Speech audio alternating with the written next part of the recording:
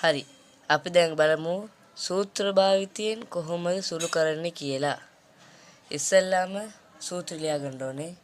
x සමානයි ඍණ b ධන හෝ ඍණ වර්ගමූල b වර්ගය ඍණ 4යි ac බෙදීම 2a. හරිද?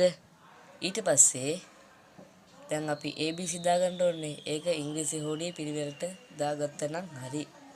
x කියන්නේ a ඊට පස්සේ b c. හරිනේ? දැන් අපි පැත්තකින් ලියාගමු. ඒ කියන්නේ x ට කලින් ඉලක්කමක් නැහැ.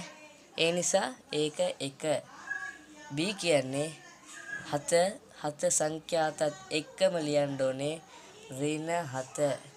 ඊට පස්සේ c ඒක සංඛ්‍යාතත් එක්ක ඍණ 3. දැන් වැඩ එච්චරයි. දැන් ඒක ආදේශ කරන්න තියෙන්නේ. හරි. අපි එන ආදේශ කරමු. ඍණ b කියන්නේ ඍණ 7. ඍණ 7 ඊට පස්සේ ධන හෝ ඍණ b වර්ගයේ තියෙන ඍණ 7 වර්ගය ඍණ 4 ගුණ කිරීම a කියන්නේ 1 ගුණ කිරීම c කියන්නේ ඍණ 3 බෙදීම දෙවරක් 1 2යි. ඊට පස්සේ දැන් අපි මේක සුළු කරමු.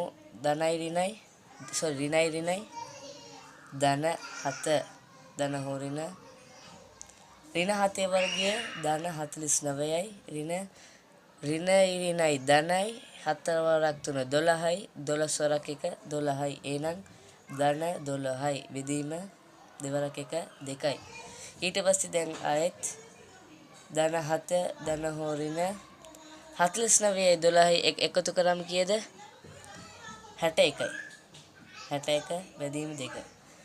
ආයෙත් ධන 7 ධන හෝ ඍණ දැන් වර්ගමූල 61ට මෙතන උත්තරයක් දීලා තියෙනවා. කීයද? 7.8යි. 7.8යි. බෙදීම 2. මේක කොටස් දෙකකට බෙදා ගන්නවා. ධන 7 ධන 7.8 බෙදීම 2 හෝ ධන 7 ඍණ 7.8 බෙදීම 2. හරිද? දැන් 7යි 14.8 බෙදීම 2 සමානයි 7.4 හෝ